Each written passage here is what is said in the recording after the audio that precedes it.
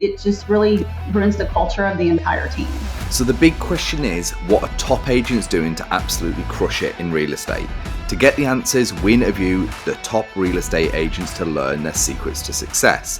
If you would like one-on-one access to over 26 of the top agents in the country to help you scale your business, then head over to eliteagentsecrets.com/partner, or you can just click the link in the description below. My name is Andrew Dunn.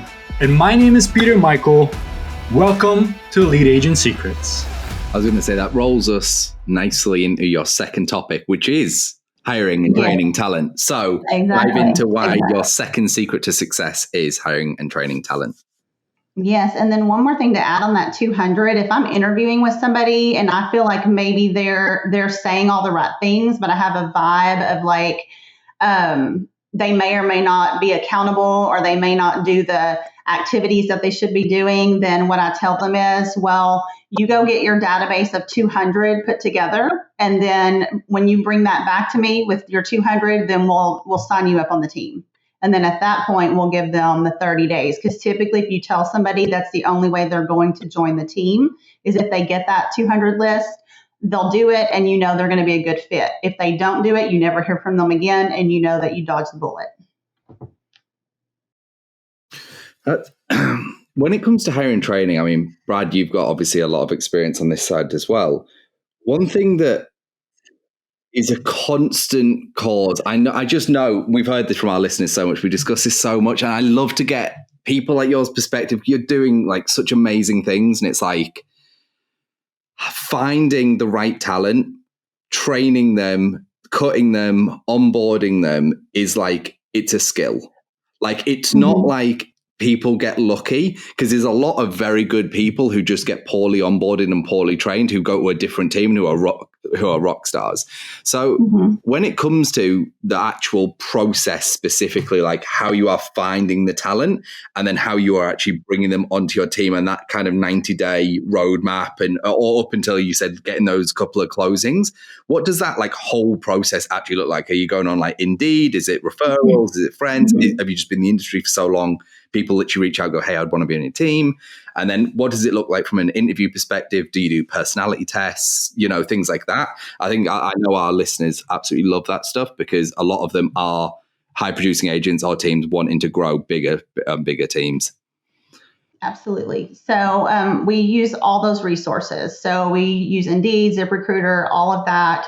We run multiple ads. My big secret is running an ad for a showing agent.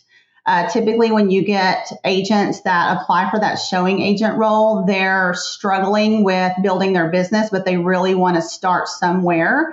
So my tactic for that is, when those applications come in, I set up a 15-minute call. Typically, that's my first step, is we send them an email with specific questions. If they don't respond to the email, we're done.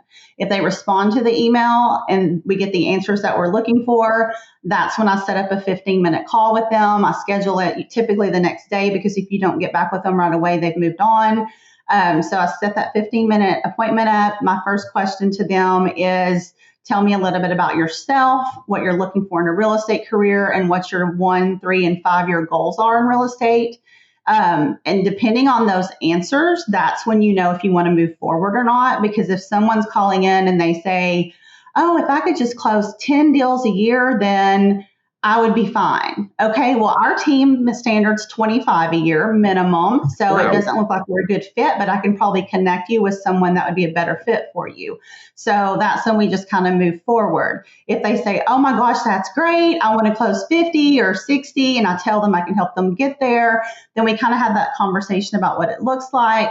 My next step is setting up a Zoom with them where I present our team value. I show them exactly what it looks like on the team, what they get, what it looks like the first year, what it looks like the first 90 days, what our team standards are, what it looks like, all those things. At that point, they're either bought in and they're excited and they want to move forward, or they're like, okay, this is too much for me, because sometimes it is. Sometimes they just don't want to do the activities. They don't want to make the calls. They don't want to commit to that.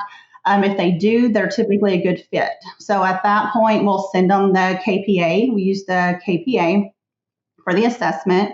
It takes them about 45 minutes to an hour. If they don't, we send it to them as a buyer's agent. So they have to test as a buyer's agent because that's kind of what we look at is what that skill level is. If they score at 50% or higher, we will move to the next step, which is validating that KPA, going through everything that it tells us about them. We go through it step by step. Then we have a questions portion of the interview. I don't know if you guys know the KPA, but it gives you every single thing to ask them, and it helps you get to know their strengths, their weaknesses, and everything in real estate.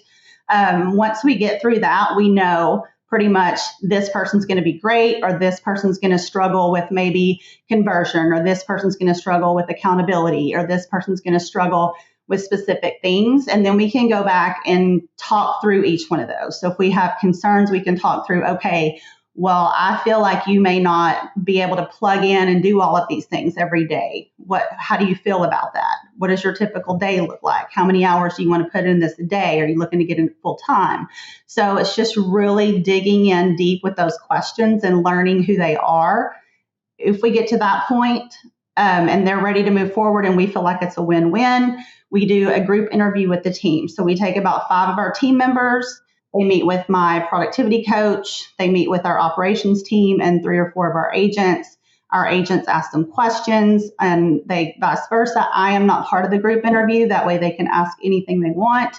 And then at that point, if our team says, bring them, we do. If they say no, we're done. Wow. And that happens. Sometimes I'm all about it and I think they're going to be great. And then the team is like, nope, all of them. And they all have to give me their feedback in private where the other ones can't hear. And if they all say no, then it's a no. Wow, that's a very thorough process. I'm gonna say you've just taken the cut for the most thorough recruiting process and hiring process of anyone that's definitely come on the show. You know that thing inside out, back to front, blatantly. Wow. Yes. So I guess my first question is the 25 deals that you mentioned. Dude, I was literally about to ask the same thing. Is that your actual benchmark? 25? Yes. It really is. Every agent needs to do 25. Wow. Mm-hmm. You really are after people who are looking to, it's 2 a month. So it's like solid producers and up, basically. Yeah, because we're giving them so much. Like we're giving them all the systems. We're helping them with coaching, and we're coaching them one-on-one. We're giving them access to over 5,000 leads a month. If they're not closing 2 a month and they have access to all of that, they're wasting our time and they're losing us business. So, that's kind of how we look at it. Hey, I just wanted to jump in here and let you know if you would like access to over 26 of the top agents in the country to help you scale your business, then head over to eliteagentsecrets.com/partner, or you can just click the link in the description below. Now back to the show. So Amy, one of the things that I wanted to kind of circle back on, because you just said it again, closing 2 a month, access to 5,000 leads. Do you mean from the database that you guys have created over time, and mm-hmm. when you give them their ponds, and those are the ones that they're working? Mm-hmm. And we're adding to that every day. No, and the adding is from the circle prospecting, open houses, and all that. All that is, but you're never buying leads at all. Wow. Sign calls, internet leads, anything that we get, but our internet leads come from our website, so it's not like we're paying for them. So it's anybody that inquires on our listings, basically. So when a lead comes in, a new lead, we have a lead group chat in Google. We send the lead out. We say we have a new buyer lead in this area, and you have to qualify on the team hitting certain standards every single week to be able to get those new leads. So when the new lead goes out, we know every Monday who qualifies that week. You have to have 2 deals pending, either an active listing, a pending listing, or a pending contract to qualify, plus hit all the standards from the last week. Attend our stand-ups, attend training, attend your one-on-one, have over 250 calls, or 5 new people added to your database. So very high standards. They know if they hit all those standards that they get access to every new lead that comes to the team. So we put that lead in the chat. It's first come, first serve. Whoever grabs it, they get that lead. If they don't connect with that lead within 24 hours, that lead goes into the pond because maybe the person on the other end didn't like their voicemail or didn't like their voice. So somebody else may call them back the next day from the team and they convert them. That happens all the time. Wow. That's a lot to deal with. Like my team right now, listening to that, if I did that with my team, I would seriously have a bigger drinking problem and I want to push myself down the stairs. Like, that sounds terrible. Like, one thing that's my biggest flaw as a leader is I'm not great at managing people. So just like listening to that, I think I'm shaking and I have anxiety because of that ability, which I respect the shit out of because I don't have that skill. So when people possess skills that I don't have, I think it's fantastic. Like, I would love to run. No, actually, I would hate to run my team like that, but I'd love to have the ability to be able to do it because I know my agents would truthfully be more successful. We'd probably have a little bit of a different culture and stuff like that. That's just my biggest weakness. Like, I can't, all those things, the accountability pieces, all that stuff. It's my biggest stressor in my life is to do it. And I've tried to run my team like that and I can't. So honestly, I admire the shit out of you for being able to do that because it's something I just can't. I physically can't do it. And I hate when people say, oh, you can do anything. It's like, no, I cannot do that. Like, I know what I can and can't do. So that's awesome. That's really good. It was fun to listen to that because it's nice listening to people. Everybody runs teams differently, right? Everybody has a different structure. And I really admire that structure. And I just don't have the ability to do it. So that's awesome.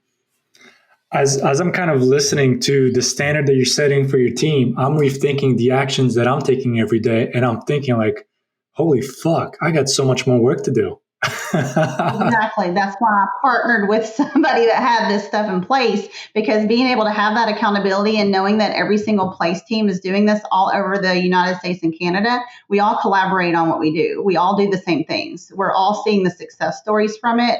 And when you make a bad hire and you don't go through that hiring process and you don't hold your standards high, it just really ruins the culture of the entire team. And that's what we do. What is Place? Because I've heard you mention it a few times, so I didn't want to kind of cut in. But what is Place? What does that look like? I've never heard of it, so I'm very curious as to what it is. It's an expansion network that has proven systems, tools, and models that you can plug into and have a very successful real estate business. We have the ability to add unlimited number of partners to our teams and plug them into everything and help them build huge careers.